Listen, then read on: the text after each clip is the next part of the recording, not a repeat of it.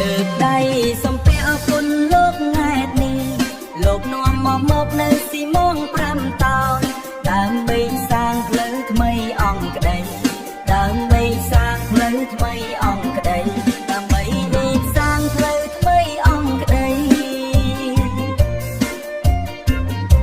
ក៏សាងចំណេះសម្រាប់កូនចៅយើងធ្ងន់ដូចថ្មតែស្រាលដោយទឹកចិត្ត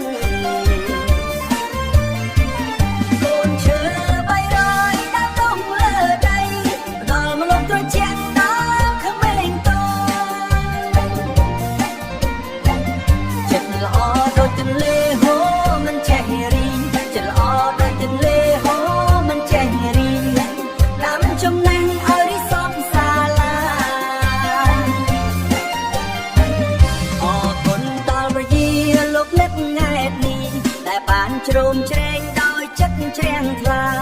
ដៃទាំងពីរជួយលើកស្ទួយចំណេះដៃទាំងពីរជួយលើកស្ទួយចំណេះដៃទាំងពីរជួយលើកស្ទួយចំណេះឲ្យភូមិយើងមានថ្ងៃថ្មីដ៏ស្រស់បំព្រងមិនមែនជាទៀនតែជាគ្រឹះជីវិត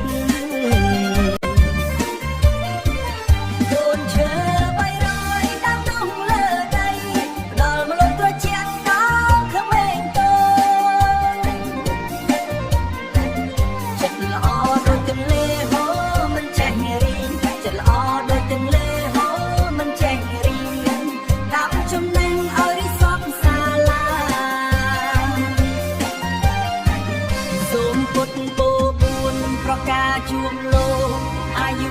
វណ្ណៈសុខៈពលៈអាយុវណ្ណៈសុខៈពលៈ